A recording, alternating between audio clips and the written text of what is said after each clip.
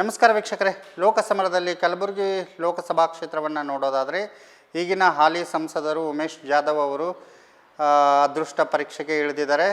ಇನ್ನು ಕಾಂಗ್ರೆಸ್ನಿಂದ AICC ಅಧ್ಯಕ್ಷರಾದಂಥ ಮಲ್ಲಿಕಾರ್ಜುನ್ ಖರ್ಗೆ ಅವರಿಗೆ ಇದು ಪ್ರತಿಷ್ಠೆಯ ಕಣ ಅಂತಲೇ ಹೇಳಬಹುದು. ಮೊದಲನೇದಾಗಿ BJP ವಿಷಯಕ್ಕೆ ಬರೋದಾದರೆ ಉಮೇಶ್ ಜಾಧವ್ ಅವರು ಮಲ್ಲಿಕಾರ್ಜುನ್ ಖರ್ಗೆ ಅವರ ವಿರುದ್ಧ ಗೆದ್ದಾದ ನಂತರ ಎಲ್ಲ ಒಂದು ಕಡೆ ಅನುದಾನವನ್ನು ತರೋದರಲ್ಲಿ ವಿಫಲ ಆದರು ಅನ್ನೋ ಆರೋಪಗಳಿದ್ದಾವೆ. ಒಂದಷ್ಟು ಸ್ಥಳೀಯ ನಾಯಕರ ವಿರೋಧ ಕೂಡ ಉಮೇಶ್ ಜಾಧವ್ ಅವರಿಗೆ ಇರ್ತಕ್ಕಂಥದ್ದು. ಜೊತೆಗೆ ಏನಿದೆ, ಸ್ಥಳೀಯ ನಾಯಕರ ವಿಶ್ವಾಸವನ್ನು ಗಳಿಸಿಕೊಳ್ಳುವುದರಲ್ಲಿ ಉಮೇಶ್ ಜಾಧವ್ ಅವರು ಒಂದು ವಿಫಲ ಆಗಿರ್ತಕ್ಕಂಥದ್ದು. ಜೊತೆಗೆ ಸಾಮಾನ್ಯ ಜನರ ಕೈಗೆ ಸಿಗೋದಿಲ್ಲ ಅನ್ನೋ ಆರೋಪಗಳು ಇವೆ. ಇದು ಉಮೇಶ್ ಜಾಧವ್ ಅವರು ಈ ಬಾರಿ ಎದುರಿಸ್ತಕ್ಕಂಥ ಒಂದು ಸನ್ನಿವೇಶಗಳು. ಜೊತೆಗೆ ಇಲ್ಲಿ AICC ಅಧ್ಯಕ್ಷರು ಮಲ್ಲಿಕಾರ್ಜುನ್ ಖರ್ಗೆ ಅವರು ಅಖಾಡಕ್ಕೆ ಇಳಿಯೋದ್ರಿಂದ ಇದು ಪ್ರತಿಷ್ಠೆಯ ಕಣ. ಒಂದಷ್ಟು ಜನ ಹೊಸ ಮುಖಗಳಿಗೆ ಅವಕಾಶ ಕೊಡ್ತಾರೆ ಅಂತ ಹೇಳ್ತಾರೆ. ನೋಡಬೇಕು, ರಾಧಾಕೃಷ್ಣ ಅವರು ಮಲ್ಲಿಕಾರ್ಜುನ್ ಅವರ ಅಳಿಯ ರಾಧಾಕೃಷ್ಣ ಅವರಿಗೆ ಅವಕಾಶ ಕೊಡ್ತಾರೆ ಅನ್ನೋ ಮಾತುಗಳು ಕೇಳಿ ಬರ್ತಾ ಇದೆ. ಏಕೆಂದರೆ ಮಲ್ಲಿಕಾರ್ಜುನ್ ಅವರು ಬಹಳಷ್ಟು ಕಡೆ ಹೋಗಿ ಪ್ರಚಾರ ಮಾಡಬೇಕಾಗಿರೋದ್ರಿಂದ ಅಳಿಯಂದರಿಗೆ ಅವಕಾಶ ಕೊಡ್ತಾರೆ ಅಥವಾ ಪ್ರಿಯಾಂಕ ಖರ್ಗೆ ಅವ್ರಿಗೆ ಅವಕಾಶ ಕೊಡ್ಬೋದು ಅನ್ನೋ ಮಾತುಗಳಿವೆ. ಅದೆಲ್ಲ ಎಷ್ಟರ ಮಟ್ಟಿಗೆ ಸತ್ಯವೋ ಇಲ್ಲ ಗೊತ್ತಿಲ್ಲ. ಆದರೆ ಸದ್ಯದ ಪರಿಸ್ಥಿತಿಯಲ್ಲಿ ಮಲ್ಲಿಕಾರ್ಜುನ್ ಅವರೇ ಇಲ್ಲಿ ಅಖಾಡಕ್ಕೆ ಇಳಿಯುವ ಸಾಧ್ಯತೆ ಇದೆ. ಈ ಹಿಂದೆ ಸೋತಿರೋದ್ರಿಂದ ಮಲ್ಲಿಕಾರ್ಜುನ್ ಖರ್ಗೆ ಅವರಿಗೆ ಒಂದಷ್ಟು ಅನುಕಂಪದ ಅಲೆ ಇದೆ. ಜೊತೆಗೆ ದಲಿತ ನಾಯಕ ಆಗಿರೋದ್ರಿಂದ, ಜೊತೆಗೆ AICC ಅಧ್ಯಕ್ಷ ಆಗಿರೋದ್ರಿಂದ ಈ ಬಾರಿ ಯಾವುದೇ ಕಾರಣಕ್ಕೂ ಸೋಲೋದಕ್ಕೆ ಅವಕಾಶ ಇರೋದಿಲ್ಲ. ಮಲ್ಲಿಕಾರ್ಜುನ್ ಅವರು ಗೆಲ್ತಾರೆ ಅನ್ನೋ ಮಾತುಗಳಿವೆ. ಯಾಕೆಂದರೆ 6 ಜನ ಕಾಂಗ್ರೆಸ್ ಶಾಸಕರು, ಒಬ್ಬರು JDS ಶಾಸಕರು, ಒಂದು BJP ಕ್ಷೇತ್ರ ಇದೆ.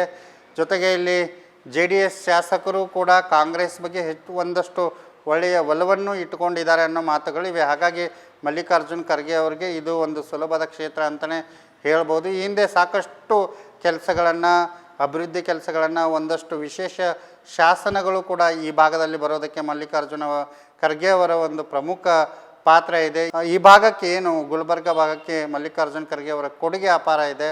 ಹಾಗಾಗಿ ಮಲ್ಲಿಕಾರ್ಜುನ್ ಖರ್ಗೆ ಅವರು ಈ ಬಾರಿ ಗೆಲ್ಲಲೇಬೇಕಾದಂಥ ಅನಿವಾರ್ಯ ಇದೆ. ಜೊತೆಗೆ ಸುಲಭದ ಕ್ಷೇತ್ರ ಅಂತಲೇ ಹೇಳ್ಬೋದು. ಇನ್ನು BJPಯ ಬಗ್ಗೆ ಬರೋದಾದರೆ ಉಮೇಶ್ ಜಾಧವ್ ಅವರಿಗೆ ವೈಯಕ್ತಿಕ ವರ್ಚಸ್ಸಿಲ್ಲ. Because of Modi. ಉಮೇಶ್ ಜಾಧವ್ ಅಂತ ಯಾರು ಗೊತ್ತಾ, ಮೋದಿ ಮುಖ ನೋಡಿ ಹಿಂದೆ ಗೆದ್ದಿದ್ರು. ಈ ಬಾರಿಯೂ ಕೂಡ ಮೋದಿಯ ಅಲೆ ಕಲಬುರಗಿ ಕ್ಷೇತ್ರದಲ್ಲಿ ವರ್ಕೌಟ್ ಆಗುತ್ತಾ ಅಂತ ಕಾದು ನೋಡ್ಬೇಕು. ಯಾಕೆಂದರೆ ಈ ಬಾರಿ ಒಂದು ಉನ್ನತ ಮಟ್ಟಕ್ಕೆ, ರಾಷ್ಟ್ರೀಯ ಮಟ್ಟಕ್ಕೆ ಮಲ್ಲಿಕಾರ್ಜುನ್ ಖರ್ಗೆ ಅವರು ಅಧ್ಯಕ್ಷರಾಗಿರೋದ್ರಿಂದ ಇದು ಉಮೇಶ್ ಜಾಧವ್ ಅವರಿಗೆ ನುಂಗಲಾರದ ತುತ್ತು ಅಂತಲೇ ಹೇಳಬಹುದು.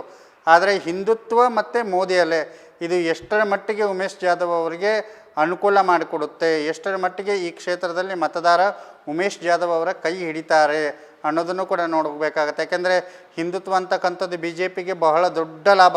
ಇದು ಒಂದೇ ಕ್ಷೇತ್ರದಲ್ಲ, ಎಲ್ಲ ಕ್ಷೇತ್ರಗಳಲ್ಲೂ ಕೂಡ ಹಿಂದುತ್ವ ಅಂತಕ್ಕಂಥದ್ದೇ ಪ್ರಮುಖ ಅಸ್ತ್ರ BJPಯದ್ದು. ಹಾಗಾಗಿ ಉಮೇಶ್ ಜಾಧವ್ ಅವರಿಗೆ ಹಿಂದುತ್ವ ಮತ್ತು ಒಂದು ಮೋದಿ ಅಲೆ ಎಷ್ಟರ ಮಟ್ಟಿಗೆ ಕೈ ಹಿಡಿಯುತ್ತೆ ಅನ್ನೋದನ್ನು ನೋಡಬೇಕು. ಹಾಗೆಯೇ ಮಲ್ಲಿಕಾರ್ಜುನ್ ಖರ್ಗೆ ಅವರಿಗೆ ಏನು ಕಾಂಗ್ರೆಸ್ನ ಗ್ಯಾರಂಟಿಗಳಿರ್ಬೋದು, ಜೊತೆಗೆ AICC ಅಧ್ಯಕ್ಷರಾಗಿರೋದ್ರಿಂದ ಒಂದು ಉನ್ನತ ಮಟ್ಟದ ಸ್ಥಾನದಲ್ಲಿರೋದ್ರಿಂದ ಜನ ಕೈ ಹಿಡಿಬೋದು. ಒಬ್ಬ ದಲಿತ ನಾಯಕನನ್ನು ಕೇಂದ್ರಕ್ಕೆ ಕಳಿಸುವಂತಹ ಮನಸ್ಸನ್ನು ಮಾಡ್ಬೋದು. ಜೊತೆಗೆ ಈ ಹಿಂದೆ ಸೋಲಿಸಿರ್ತಕ್ಕಂಥ ಅನುಕಂಪ ಬಹಳ ವರ್ಕೌಟ್ ಆಗುತ್ತೆ. ಯಾಕೆಂದರೆ ಒಬ್ಬ ಹಿರಿಯ ನಾಯಕನನ್ನು, ಒಬ್ಬ ದಲಿತ ನಾಯಕನನ್ನು ಸೋಲಿಸಿರ್ತಕ್ಕಂಥ ಅನುಕಂಪ ಜನರಲ್ಲಿ ಇರ್ತಕ್ಕಂಥದ್ದು. ಈ ಬಾರಿ ಎಲ್ಲೋ ಒಂದು ಕಡೆ ಕಲಬುರಗಿ ಜನತೆ ಮಲ್ಲಿಕಾರ್ಜುನ್ ಖರ್ಗೆ ಅವರ ಕೈ ಹಿಡಿಯುತ್ತೆ, ಕಾಂಗ್ರೆಸ್ನ ಗ್ಯಾರಂಟಿಗಳು ಮಲ್ಲಿಕಾರ್ಜುನ್ ಖರ್ಗೆ ಅವರಿಗೆ ಲಾಭವಾಗುತ್ತೆ ಅನ್ನೋ ಮಾತುಗಳಿವೆ.